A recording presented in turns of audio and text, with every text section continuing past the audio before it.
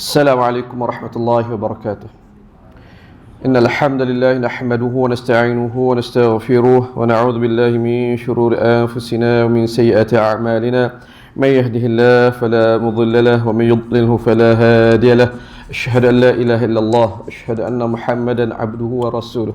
اللهم صل وسلم على سيدنا وحبيبنا وشفيعنا ومولانا محمد وعلى آله وأزواجه وذرياته وأصحابه ومن تبعهم بإحسان إلى يوم الدين. اللهم علمنا ما ينفعنا وانفعنا بما علمتنا وزدنا علما. Ya Allah, ajarkanlah kami ilmu yang bermanfaat, jadikanlah bermanfaat segala ilmu yang Kau ajarkan kepada kami, serta tambahkan lagi ilmu kepada kami. Amin amin ya rabbal alamin. Alhamdulillah, syukur pada Allah Subhanahu wa taala atas segala nikmatnya, dan nikmat kita dapat bertemu juga tuan-tuan rahmat Allah. Saya hampir nak mesej sahabat kata rasa tak boleh datang. Tapi datang juga tuan-tuan. Mohon maaf atas kelewatan, dan juga mohon maaf awal-awal atas kesingkatan majlis kita hari ini, sebab saya akan kena berak juga lepas ni syak terus ke PD untuk program esok seharian pula di sana. Ala kulli hal, dengan momen yang ada, masa yang Allah rezekikan kepada kita bertemu dalam majlis ilmu ini, kita ambil sebaik mungkin. Saya menumpang masa tuan-tuan, dapatlah juga menelaah, mengulang kaji hadis, tak satu, dua, tiga hadis Nabi sallallahu alaihi wasallam. Mudah-mudahan boleh membawa kita lebih dekat memahami agama, lebih dekat kita menghayati akhlak Nabi sallallahu alaihi wasallam, insya-Allah. Hari ini kita masuk, siapa yang ada buku, muka surat 107, betul je? Muka 107. Insya-Allah kita akan baca dua hadis ataupun dua tajuk. Mungkin bawa ke tiga, kita tengok tuan-tuan rahmat Allah. Kita mula membahaskan ataupun mula masuk bab 2, bab susah senang. Hadis-hadis tentang Nabi sallallahu alaihi wasallam dan Ummul Mukminin, bagaimana kehidupan berumah tangga, berkeluarga mereka sangat normal, sangat biasa, ada masa susah senang ni. Dan di awal-awal ini kita bawakan hadis-hadis keadaan susah Nabi sallallahu alaihi wasallam. Ini antaranya tuan-tuan. Lanjutan kepada hadis yang kita baca sebelum pada ni, pernah berapa bulan dapur Nabi tak berasap kan. Ini keadaan yang menambahkan lagi untuk kita hayati peristiwa itu. Anil Aswad an Aisyah radhiyallahu anha qalat, hadis ini riwayat sahabah, ada peringkat sahabat, perawi sahabat, iaitu Ummul Mukminin Sayyidatina Aisyah. Cuma saya letak awal di situ perawi peringkat tabi'in Al-Aswad. Mungkin nak kenal sedikit sebanyak. Al-Aswad ini antara anak murid.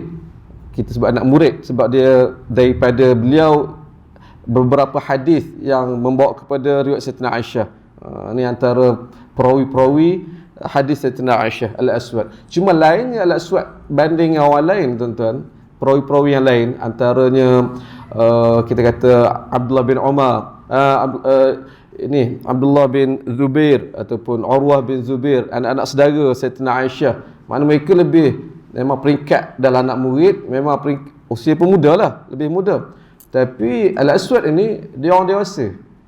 Orang dewasa tua lagi tuan. Sayyidatina Aisyah ketika itu Nabi meninggal umur 18, kemudian membina menjadi guru. Tapi Al-Aswad dia jauh lebih tua. Bahkan umur dia tak sebaya pun nak lebih kurang umur Nabi tuan. Nabi meninggal umur dia 63 tahun, umur dia sekitar itu, umur dia panjang. Dan dia ni, kalau tuan-tuan kalau pernah dengar satu generasi disebut Mukhadram. Pernah dengar tuan? Mukhadram ni iaitu orang yang hidup zaman Nabi.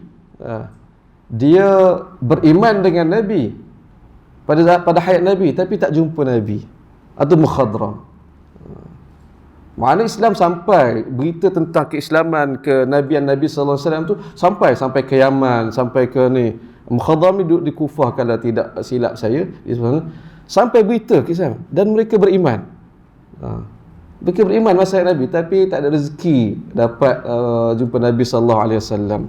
Ini yang Mukhadram. Dan tokoh Mukhadram paling orang kata dikenali ialah Uwais Al-Qarni, kan. Uwais Al-Qarni terkenal dengan kisah doanya mustajab kan. Nabi pesan kalau kepada Sayyidina Abu Bakar, kepada Umar, kalau nanti kalau jumpa lah dengan seorang lelaki ni kan, dia gini-gini, minta doa dengan dia. Masa itu di Yaman tuan. Ni mukhadram. Itu sekali dulu lah untuk kita orang kata selingan insya-Allah. An al-Aswad an Aisyah radhiyallahu anha qalat, Aswad cerita daripada Sayyidina Aisyah pernah berkata, ishtara Rasulullah sallallahu alaihi wasallam min Yahudi ta'aman binasi'atin wa rahanahu dir'ahu. Maksudnya Sayyidina Aisyah kata Rasulullah dulu pernah membeli makanan daripada orang Yahudi secara hutang dan Nabi gadaikan untuk dapatkan makanan itu dengan apa? Dengan terjemahan kat sini dir'ah tu baju besi. Yang saya rasa yang lebih betul atau tuan-tuan letak nota kat situ perisai. Nak confuse mula. Dir'ah ni perisai ke baju besi? Saya rasa perisai. Tu kena perbetulkan sedikit. Nabi tak ada duit nak bayar cash nak dapatkan makanan tu. Apakah bentuk makanan itu tidak dinyatakan dalam hadis ini, tapi ada dalam hadis yang lain. Dan Nabi tak ada duit. Beli orang Yahudi. Tu macam mana dapat tu? Pajak lah, gadai lah. Nanti ada duit, bayar duit harga barang makanan tu, dapat balik lah apa perisai tu. Itu keadaan Nabi SAW. Hadis Al-Bukhari, Imam Bukhari letak dalam kitab jual beli dalam bab pemimpin membeli keperluan sendiri. Ni kalau kena orang dia, kalau saya ada masa sedap kita cerita Mahabi ni banding pula dengan apa pemimpin-pemimpin zaman kita kan. Tu jadi itulah. Alhamdulillah tuan-tuan boleh menghayati sendiri bagaimana Nabi sallallahu alaihi wasallam sebagai sebagai pemimpin yang sangat ikhlas, sangat jujur membawa agama ini. Nabi ada peluang untuk jadi kaya, untuk jadi senang. Sebut jadi pemimpin ni memang senang tu. Jalan untuk mudah senang jadi pemimpin, YB apa semua kan. Dan Nabi sudah contoh. Ya, Nabi ada peluang, tapi Nabi tidak ambil. Bahkan keadaan Nabi seadanya begitu. Sebab tu Imam Al-Bukhari letak bab hadis ni dalam bab pemimpin membeli keperluan sendiri. Apa nak cerita situ sebenarnya? Tuan-tuan, kita teruskan pada hadis yang kedua. Saya tak nak pergi panjang yang ni sebab nak bawa ke hadis yang berikutnya tadi. Nanti itu ada perlukan lebih ruang untuk bercerita. Anas menceritakan, sungguh Nabi pernah menggadaikan baju besi. Sama kat sini, baju besi ataupun perisai. Sungguh Nabi pernah menggadaikan baju besinya untuk mendapatkan gandum. Tahu dah. Hadis kedua ni menjelaskan apa makanan yang Nabi dapatkan daripada Yahudi itu, iaitu gandum. Gandum. Baik. Kata Anas, aku pernah membawa kepada Nabi roti gandum dan sayur buru. Sungguh aku mendengar baginda bersabda, seharian keluarga Muhammad hanya punya secupak sahaja, yakni makanan. Padahal mereka semuanya 9 buah rumah ketika itu. Hadis Al-Bukhari, Imam Bukhari letak dalam kitab gadai dalam bab gadai ketika tidak bermusafir.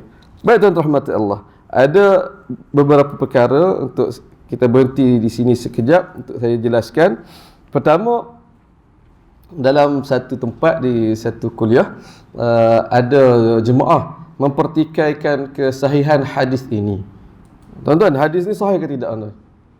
Sahih. Al-Bukhari, Al-Bukhari. Tuan-tuan terfikir macam mana boleh ada orang kata pertikaikan hadis ni? Dan dia sahabat-sahabat tuan-tuan jugalah. Hadis sahih ke Ustaz ni? Kita dah baca dah hasil riwayat Al-Bukhari. Itu kejutlah. Apa boleh keluar soalan itu? Sebab tak logik Ustaz. Takkanlah sahabat Nabi boleh biarkan Nabi susah macam tu. Takkanlah sahabat Nabi sanggup nak bagi Nabi sayur buruk macam tak hormat sangat kat Nabi. Betul lah, fakta tu betul lah kan. Susah Nabi, sahabat Nabi Anas kata aku beri sayur buruk pada Nabi sallallahu alaihi wasallam. Lalu dia asas itu menjadikan dia berkata hadis ini mungkin tak sahih kan. Atau dia rasa keraguan tentang kesahihan hadis itu. Dan tuan-tuan rahmat Allah, ada orang baru belajar, dia semangat hadis tak mudah-mudah kita terima. Kata ni kena kritis betul. Kita kena kritis kan. Tapi kena adalah asas dasar kita kritis itu. Sebut saja Sahih Bukhari, sahih lah. Cuma tinggal lagi kita yang tak sampai nak faham itu, tidak lagi kita pertikaikan ataupun mencari maklumat sahih ke tidak. Sebaliknya bagi kita mencari macam mana nak faham hadis itu, kan? Itu sebenarnya hadis sahih, dan itu berlaku. Sayyidina Anas kata, kami hantar sayubu kepada Nabi. Ini apabila kita baca hadis-hadis yang lain, kita akan dapat gambaran keseluruhannya. Pernah satu masa, bahkan beberapa kali pun berlaku atau menimpa Madinah musim kemarau, musim orang kata kemelesetan. Jadi keadaan semua orang ketika itu susah, tuan. Susah, dan Nabi SAW tak nak menyusahkan orang gitu. Tak ada nak cerita aku susah je ni, tak ada. Ni tuan. Dan sahabat Nabi begitu orang kata cakna daripada Nabi SAW, bahkan yang ada itu bagi saya yang ada itu, yang orang kata dah lembek dah apa, yang tu yang diberi kepada Nabi SAW. Dilihat dari sudut itu, bukannya apa tak hormat, tak bagi saya segala, tak, itu yang ada. Itu. Dan kita kenal apa sebab Anas, mak dia Ummu Sulaim, nenek dia, mak saudara dia, semuanya wanita-wanita yang sangat berkorban untuk agama. Mereka hadiahkan kepada Nabi sallallahu alaihi wasallam kebun mereka, kan? Ini ada cerita dalam tak? Ini dalam buku saya yang ketiga. Ummu Sulaim, mak Anas, apabila peringkat awal Nabi hijrah di Madinah ke Madinah, dia ibu tunggal, dia tak ada duit, tak ada apa. Dia tengok orang bagi hadiah kat Nabi itu, ini dia rasa nak menyumbang juga. Lalu pergi kepada Nabi sallallahu alaihi wasallam, kata, wahai Rasulullah, orang tu bagi ni, orang ni bagi tu. Saya tak ada benda nak bagi, tapi nak bagi. Lalu apa yang dia bagi, tuan-tuan? Dia bagi Anas, kan? Dia bagi Anas ni, budak ni, tinggal kat rumah, letak, suruhlah nak buat apa saja pun. Itu cara dia menyumbang. Kemudian nanti apabila dia menikah pula dengan orang paling kaya di Madinah, siapa? Abu Talhah, kan? Abu Talhah, pemilik kebun dan telaga Bi'r Ruha, yang Nabi sangat suka duduk kat situ, kan? Orang paling kaya, dan kisah perkahwinan dia yang menarik. Panjanglah cerita dia. Apabila dia dah senang, dan dia hadiahkan kepada Nabi sallallahu alaihi wasallam satu kebun kurma. Nak cerita tadi ialah bukan sahabat Nabi ni tak cakna kat Nabi, tak, keadaan teruk ketika itu, tak ada benda yang nak diberikan kepada Nabi sallallahu alaihi wasallam. Dan Nabi dah sesudut tadi, tak nak menyusahkan orang lain. Apa yang Nabi buat, dia buat dulu, dia ni, tuan-tuan. Itu benda pertama saya nak sebut. Yang kedua, kita dapat gambaran bila peristiwa ini berlaku. Isyaratnya ada pada fakta yang Anas sebut, padahal yang akhir sekali, padahal mereka semuanya 9 buah rumah ketika itu. Sebut 9 buah rumah, boleh nampak dah. Kalau kita mengikuti orang kata kronologi pernikahan Nabi lah, kan? Nabi SAW hidup di Madinah daripada kita sebut tahun 1 Hijrah sampai ke tahun 11 Hijrah. Isteri Nabi ataupun Ummul Mukminin terakhir yang Nabi nikah, iaitu Sayyidatina Maimunah, tahun ke-7 Hijrah. Sebelum pada itu Safiyah. Dalam buku kedua saya buat rantaian itu, tahun 7. Mana kata itu tahun ke-7 Hijrah. Nabi dah nikah isteri Nabi yang terakhir, isteri Nabi yang ke-11. Nabi semua ada 11 orang isteri, kan? 11 tolak 2 meninggal waktu Nabi masih hidup. Khadijah pertama, kemudian di Madinah seorang lagi meninggal, iaitu Sayyidatina Zainab binti Khuzaimah. Ada 2 orang Zainab, kan? Zainab binti Khuzaimah meninggal. Masa itu tahun ke berapa tu? Tahun ke-3-4 Hijrah. Tolak 2 ni, 11 tolak 2, 9 orang. Nak boleh ada satu masa Nabi ada 9 buah rumah, yakni 9 buah isteri, mestilah berlaku selepas pernikahan terakhir. Nikah dengan Sayyidatina Maimunah, iaitu tahun ke-7 Hijrah. Jadi saya nak sebutnya peristiwa ini berlaku iaitu selepas pada tu. Sama ada tahun 7, 8, 9, 10 ataupun ke-11, di hujung-hujung usia Nabi sallallahu alaihi wasallam. Itu sekadarnya lah. Baik, kita baca hadis yang berikutnya, hadis yang ketiga sebagai pelengkap. Daripada Anas bahawa dia pernah membawa kepada Nabi roti gandum dan sayur yang sudah buruk. Sungguh ketika itu Nabi gadaikan baju besinya di Madinah kepada seorang Yahudi dan mengambil daripada lelaki itu sejumlah gandum untuk ahli keluarga baginda. Sungguh aku mendengar Nabi menyebut seharian ahli keluarga Muhammad tak ada apa-apa kecuali secupak bali maupun bijirin. Ketika itu baginda punyai 9 orang isteri. Riwayat Al-Bukhari, Imam Bukhari tak dalam kitab jual beli dalam bab Nabi membayar secara tangguh. Tuan-tuan rahmati Allah. Sebelum kita masuk ke hadis yang berikutnya, cerita yang berlainan, watak secara sampingan yang kita ada dalam peristiwa ini Yahudi. Ini itu paling susah kan, Yahudi. Cerita pula pasal apa, boycott kan. Saya tak nak bincang panjang tentang itu. Cuma kita nak macam mana, ada pro and con kan.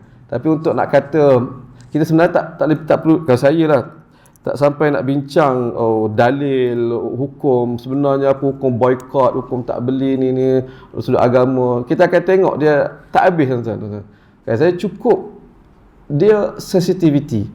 Saya fikir kenapa aku nak berhenti sekejap beli barang-barang berkaitan dengan Israel apa semula yang isu sekarang ni kan. Bukan semata-mata nak boycott tu, tak. Cukup sensitivity. Saya duk bayang mungkin macam ni. Macam ni berlaku lah. Apa, kat kampung. Ada orang, ada kedai. Ada 3 kedai runcit di kampung. Kita tahu seorang kedai runcit ni, owner dia ni, dia buat satu benda yang kita tak suka. Dia tu dia pernah marah jiran kita, pernah marah saudara kita. Dia dengan saudara kita tu tak masuk. Kita ni, dan perbuatan tu pula memang tak betul sebelah tokek tu kan. Tu saudara kita, dia buat aniaya saudara kita. Terus kata saya, aku tak akan beli kedai dia. Semudah itu. Aku tak akan beli kedai dia, aku beli kedai lain. Adakah haram? Tak haram. Agama tak kata haram, boleh. Nah, tapi kenapa tak nak beli? Tak, aku perasaan aku tak nak beli. Semudah itu tuan-tuan. Kalau kita tak ada rasa, silakanlah, tak ada apalah. Jadi mana-mana pendapat kita nak ni pun kita tu tak sampai kita memaksa orang lain. Saya semudah itu. Aku tak boleh nak beli barang buat sekarang. Sebab apa yang berlaku. Bagi semudah itu. Wallahu alam. Tuan-tuan rahmat Allah. Mari kita masuk kepada hadis yang berikutnya, cerita yang akan berlainan terus tuan-tuan. Muka surat 109. Asam garam 35. Nabi tumpang rezeki hamba. Masih lagi dalam mood kita menjiwai keperitan kehidupan Nabi sallallahu alaihi wasallam. Nabi tumpang rezeki hamba. Hadis ini barangkali sangat jauh, sangat jarang kita dengar tuan-tuan. Saya secara jujur saya kata saya jumpa hadis ni pun apabila buat projek ni. Jumpa dikumpul, baru tahu ada hadis ni. Itu jujur. Kalau wala tak buat kajian tak jumpalah juga hadis ni tuan-tuan. Itu saya kata jarang cerita ni. Tapi menarik untuk kita ketahui, meluaskan lagi dan mengingatkan kita tuan-tuan banyak lagi yang kita tidak tahu tentang Rasulullah sallallahu alaihi wasallam. Baik. An Aisyah radhiyallahu anha qalat. Hadis ini sekali lagi riwayat ummuna Sayyidatina Aisyah, dia yang berkata Kana fi Barirah 3 sunan. Pada Barirah ada 3 sunnah. Satu nama sahabat yang kita mungkin pertama kali dengar, nama dia Barirah. Barirah ni ada seorang lagi nama Barirah. Siapa tuan-tuan? Ummu Aiman. Ummu Aiman nama asal Barirah. Tapi lekat lebih terkenal dengan nama Ummu Aiman, mak kepada Aiman, sebab anak sulung dia Aiman. Tu dia orang lebih kenal Ummu Aiman. Wahai nama dia sebenar Barirah. Yang ni tapi bukan Ummu Aiman ya. Ni Barirah yang lain. Siapa dia ni kita baca dulu, kita tengok. Dan dia seorang perempuan. Sayyidina Aisyah kata pada Barirah ada 3 sunnah. Berlaku 3 sunnah. Sunnah kat sini maksud dia syariat, hukum berlalu. Pertama, ataqat fa khuyyirat. Pertama, dia merdeka, dia dimerdekakan lalu diberi pilihan. Kita pun tahu dia tu seorang hamba asal dia. Dia seorang hamba. Kemudian rezeki dia merdeka dan dia diberi pilihan. Pilihan apa ni tuan-tuan? cerita dia masa dia status hamba, dia hamba suami isteri. Dia hamba, suami dia pun hamba, milik seorang sahabat Nabi di Madinah. Tapi dia dapat peluang, dia merdeka seorang-seorang dulu. Ada cerita dia, kita huraikan nanti. Suami dia tidak, masih kekal sebagai hamba. Jadi yang ni Nabi Sayyidina Aisyah kata, dia merdeka fa khuyyirat, lalu diberi pilihan. Awak merdeka dah ni. Okey, sekarang ni macam mana awak nak teruskan perkahwinan, status perkahwinan awak ataupun putus. Itu khuyyirat. Rupanya di sudut agama kita begitu. Tak boleh seorang wanita yang merdeka, suami dia hamba, dia sekufu, dia tidak sekufu. Jadi itu yang berlaku. Apa pilihan Barirah? Dia tak cerita. Apa pilihan dia? Yang tu kita tengok nanti insya-Allah. Apa pilihan dia? Menarik. Agak dia kekal sebagai isteri ataupun dia putus hubungan dia. Persoalan tu hujung nanti. Itu yang pertama. Yang kedua, wa qala Rasulullah sallallahu alaihi wasallam al-wala liman a'taqa. Yang kedua, Rasulullah pernah sebut sesungguhnya hak wala bekas hamba, kita ni huraian, ialah milik orang yang memerdekakannya. Ini lagi satu hukum dalam perbincangan hukum hakam hamba. Apa itu cerita Ustaz tak faham kan? Wala ni apa semua? Kita hold dulu, kita bawa ke lepas pada ni. Kita nak kata ni ada ilmu baru insya-Allah kita dapat. Mungkin satu ilmu itu, satu perkara itu dia berkaitan agama kita tapi mungkin tak terpakai dah pada zaman hari ni. Untuk kita tahu, kita mengambil prinsip dia insya-Allah tuan-tuan. Itu dua. Yang ketiga, kata Sayyidina Aisyah, apa sunnah yang ketiga terjadi pada diri Barirah ini, iaitu wa dakhala Rasulullah sallallahu alaihi wasallam wa burmatun 'alan nar. Pernah satu hari Nabi masuk ke rumah siapa? Rumah dia lah, rumah Sayyidina Aisyah. Ketika itu ada burmah, ada periuk atas api. Maknanya ada satu benda sedang dimasak. Faqurriba ilaihi khubzun wa udmun min udmil bait. Nabi masuk rumah, maka Nabi hidanglah kepada Nabi ni, dihidangkan kepada Rasulullah apa benda? Roti dan udm, kuah, cicah. Udm ni satu cicah, benda orang kata pencicah. Apa bentuk, apakah jenis pencicah itu tidak dinyatakan. Apa ni'mal adam, apa khal kan. Orang dulu juga, zaman Nabi juga, antara pencicah yang biasa mereka ada ialah khal, apa kita panggil apa, cuka. Cuka itu antara pencicah yang kita kata biasa ada di rumah. Itu kata Sayyidina Aisyah tadi, Nabi dihidangkan roti dan udmun min udmil bait, satu pencicah yang biasa ada kat rumah. Tak disebut apa, boleh jadi cuka, boleh jadi apa saja yang ni. Baik. Faqal, Nabi pun tanya, alam ara al-burmah.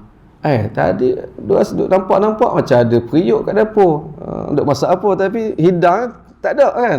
Ada roti, ada pecicah. Kita bayangkanlah cuka. Duk masak apa kat dapur. Itu kata Nabi sallallahu alaihi wasallam. Faqil, lalu orang beritahu, lahmun tusuddiqa bihi ala Barirah wa anta la ta'kul sadaqah.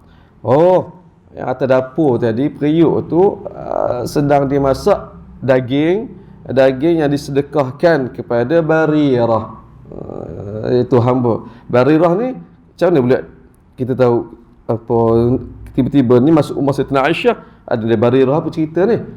Barirah ialah hamba kepada Sayyidina Aisyah ataupun bekas hamba kepada Sayyidina Aisyah. Nanti kita kena baca hadis yang lain nanti insya-Allah. Baik. Dia jelaskan kepada Nabi, yang atas dapur tu tengah tanak tu, tengah masak tu daging. Cuma daging tu daging sedekah, daging zakat ataupun sedekah yang berikan kepada Barirah. Dan kenapa tak hidang kepada Nabi? Mereka beritahu kepada Nabi, mungkin Sayyidina Aisyah beritahu kepada Nabi, wa anta la ta'kulu sadaqah. Abang kan, tuan kan tak boleh ambil harta sedekah, harta zakat, kan tak boleh nak hidang lah. Itu betul lah tu tuan-tuan. Tapi apa kata Nabi sallallahu alaihi wasallam? Huwa 'alaiha sadaqah wa lana hadiyah. Betul. Daging tu asalnya jadi barang sedekah kepada Barirah kan, sampai kepada Barirah menjadi milik Barirah melalui jalan sedekah. Okey, sekarang dah jadi milik penuh Barirah. Masaklah kat dapur. Baik. Kita nak makan boleh tak ni, kita tuan ni. Kalau Barirah bagi, bolehlah. Walana hadiyah. Jadi hadiahlah kat kita. Barirah hadiah kepada kita. Itu isyarat-isyarat saya sebut Nabi tumpang rezeki hamba. Merasalah juga kan. Nabi kalau tak berasa daging, orang lain bagi daging. Itu tuan-tuan rahmat Allah SWT. Jadi hadis ini hadis sahih dari Al-Bukhari. Imam Bukhari letak dalam kitabun nikah dalam bab wanita merdeka menjadi isteri hamba lelaki. Biasa saya sebut, kita baca Sahih Bukhari, kita baca bab, nak bagi tertumpu kefahaman kita, kita olah jadi soalan. Nama bab tu. Ini bab asalnya bab wanita merdeka menjadi isteri hamba lelaki. Soalan, apakah hukum wanita merdeka menjadi isteri kepada hamba lelaki? Ada jawapan dia, iaitu secara umum boleh, tetapi tu ada tuan-tuan. Untuk nak memahami hadis ini ataupun apa yang dibincangkan ini, tuan-tuan, kita kena pergi ke muka surat 194. Kita belajar sendiri, kita langkah tu dah 194. Baik, 194 kita masuk bab 3 tentang berdikari. Bab 3 ini kita akan pelajari beberapa hadis betapa Ummul Mukminin, seorang isteri yang berdikari, dan berdikari ini satu prinsip ataupun satu tonggak yang besar dalam kehidupan berumah tangga. Ini ditunjukkan oleh para Ummul Mukminin. Antara contoh bentuk berdikarinya, mereka pertama beli barang sendiri. Sudut yang lain tu menunjukkan keluasan Nabi tak kongkong, tuan-tuan. Baik, apa yang dibeli ini antara Sayyidatina Aisyah beli sendiri.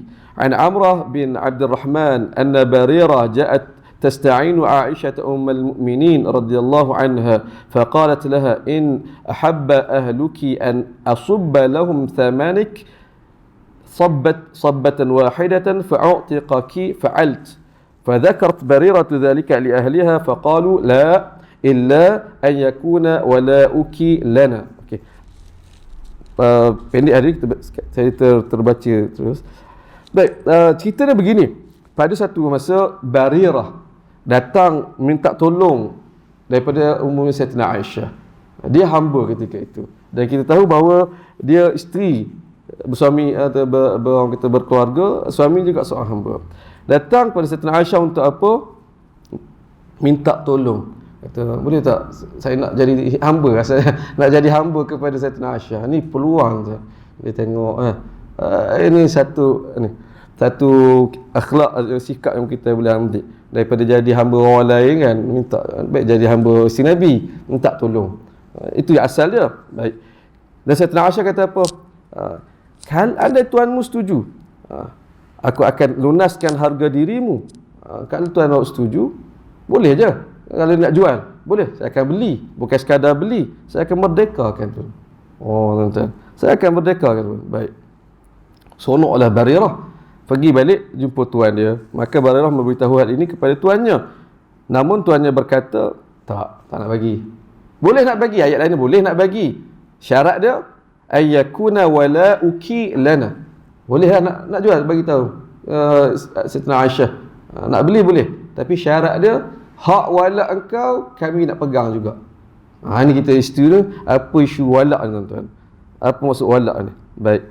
Hadis Al-Bukhari, Imam Bukhari letak dalam kitab membebaskan budak, iaitu hamba, bab menjual budak mukatab jika rela. Ini perbincangan hukum hakam hamba kan. Hamba ni pelbagai, ada hamba mukatab. Mukatab ni sebagaimana Barirah, iaitu dia jadi hamba untuk tempoh tertentu. Berjanji dah, ada kontrak dengan tuan dia. Saya bekerja atau jadi hamba tuan ni lama, kita kata 10 tahun. 10 tahun tu saya akan bayar begini, habis tempoh tu saya merdeka. Tuan sign kontrak, terima tuan. Tapi Barirah dia nak cepat lagi. Dia ambil cari jalan keluar. Kita baca hadis yang kedua, kemudian saya huraikan tuan. Hadis yang kedua, cerita yang sama. Sayyidatina Aisyah menceritakan Barirah datang dan berkata kepadaku, saya membuat kontrak untuk memerdekakan diri saya dengan tuan, dengan tuan saya dengan bayaran 9 waqiyah, iaitu setiap tahun 1 waqiyah. Jadi tolonglah saya. Ni kontrak dia. Ni dia tebus diri dia dengan dia kena bayar 9 waqiyah. 9 waqiyah tu setahun 1 waqiyah. Waqiyah ni apa tuan-tuan? Waqiyah, saya tanda tak? Waqiyah ni satu bakul kurma. Tu waqiyah.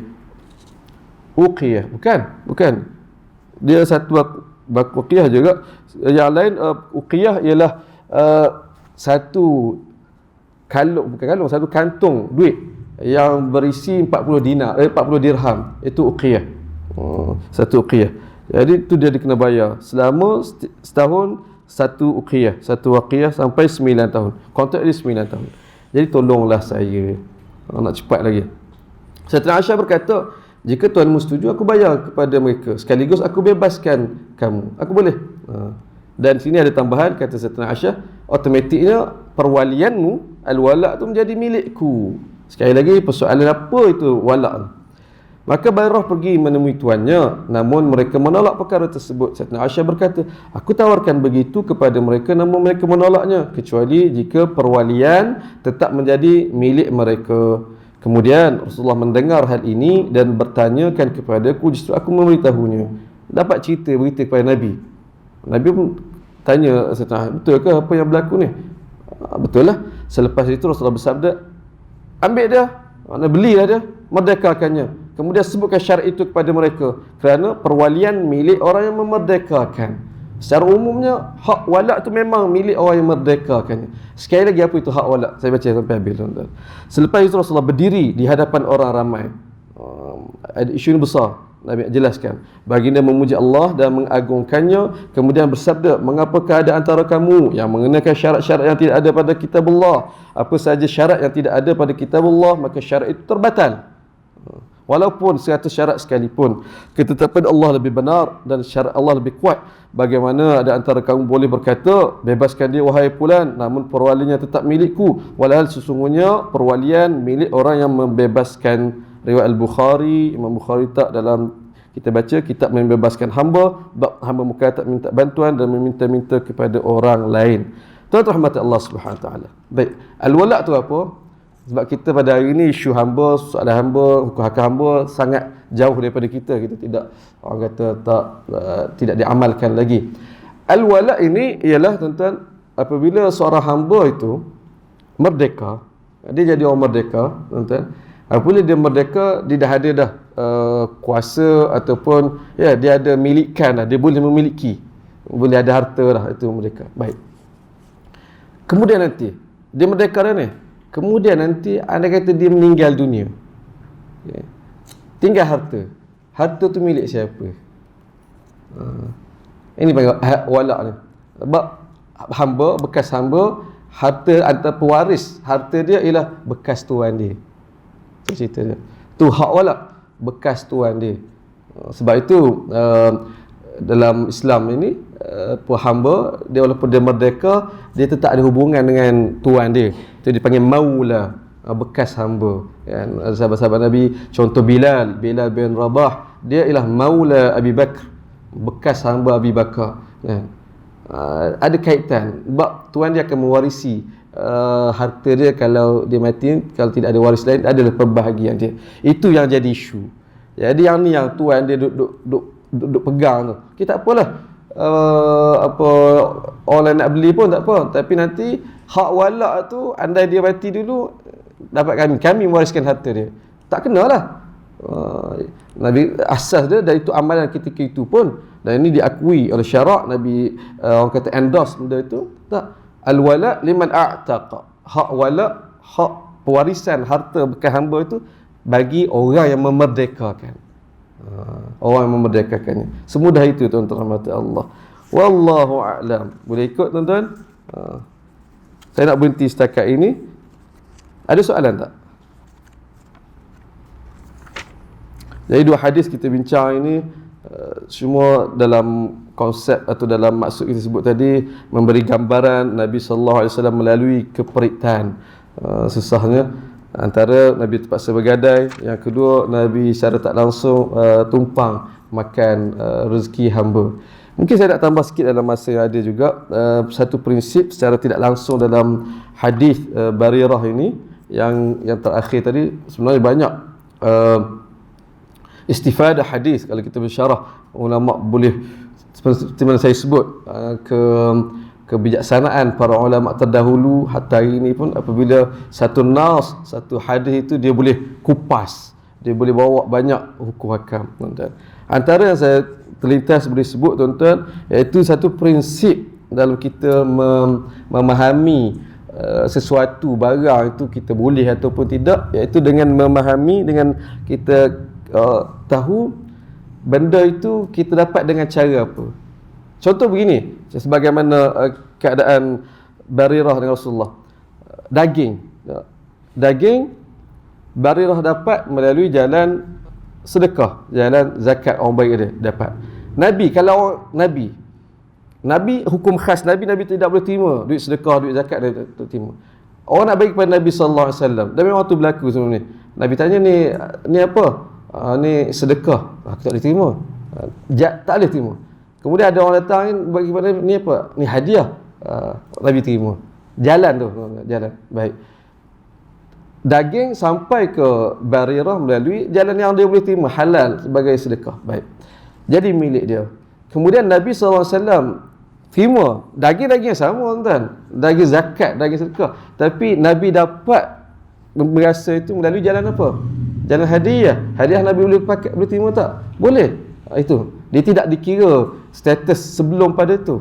Samalah juga hal ini dalam kita kata muamalat hari ini. Kadang orang jadi keliru, kan? Contoh kita menjual sesuatu. Kita kedai lah. Kita penjual. Kita tahu Muhammad ni duduk sembang-sembang, semalam aku baru menang loteri. Aku baru menang duit, baru menang nombor ekor, dapat 1,000, aku nak belanja.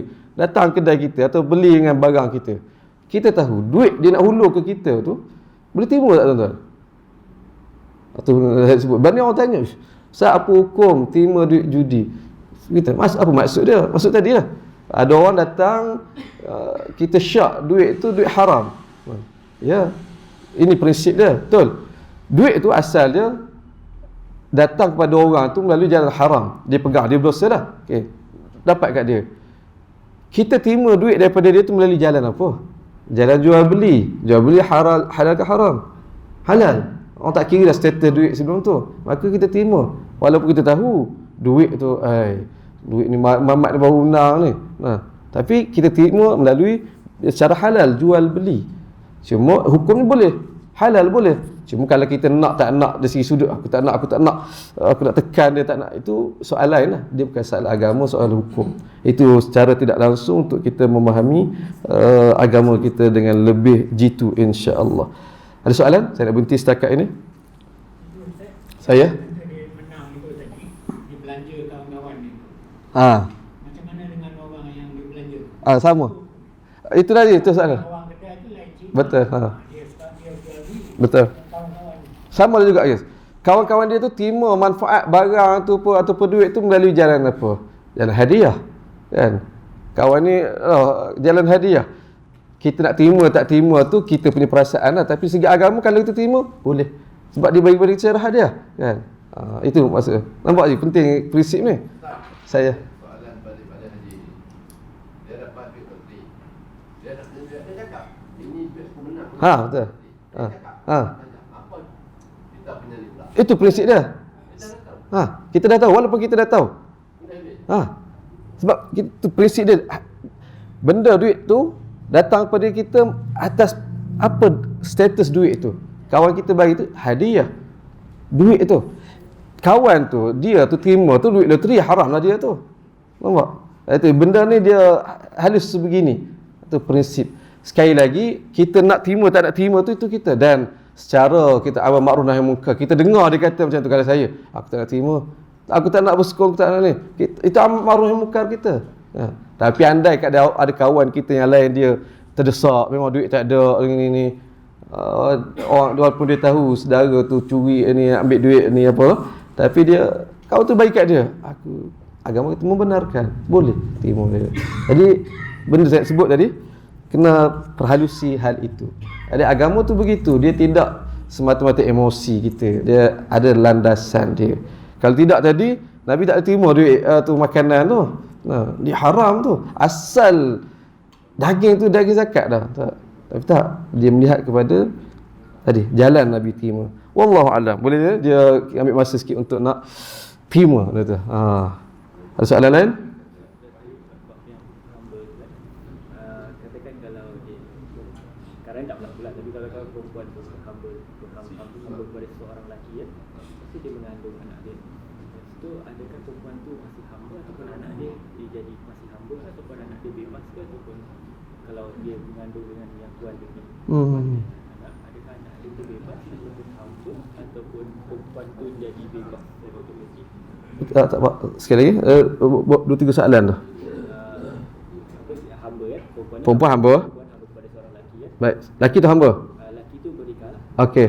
Oh, okey, faham. Lepas tu dia mengandungkan tuan dia punya anak. Okey. Anak dia tu bebas atau tak? Bebas. Bila dia lahir, ada perempuan tu masih hamba. Okey, faham.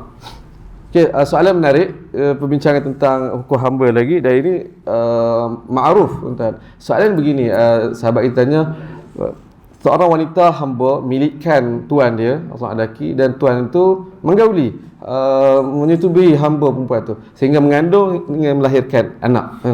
Baik. Anak tu apa status dia? Hamba ke atau merdeka? Tu soalan yang pertama. Ni jelas anak itu merdeka, dia panggil anak tuan dia. Baik. Apa pula status si ibu tu, hamba yang melahirkan anak tu? Selagi mana tuan dia tidak merdekakan dia, maka dia kekal hamba. Baik. Cuma dia ada status lain. Itu dipanggil dia hamba. Sebagaimana kita dengar tadi daripada hadis tadi, ada hamba mukatab, hamba yang status dia aku jadi hamba bertempoh ni. Okay. Ada satu lagi status hamba yang panggil ummu walad untuk perempuan. Ummu walad sebagaimana iaitu Maria, hamba Nabi sallallahu alaihi wasallam, dia ummu walad, iaitu mana-mana hamba perempuan yang melahirkan anak tuan dia, ummu walad. Apa status agama kita susun macam mana? Selagi mana tuan tak merdekakan dia, maka dia kekal hamba. Tapi sekiranya nanti tuan tu meninggal dunia,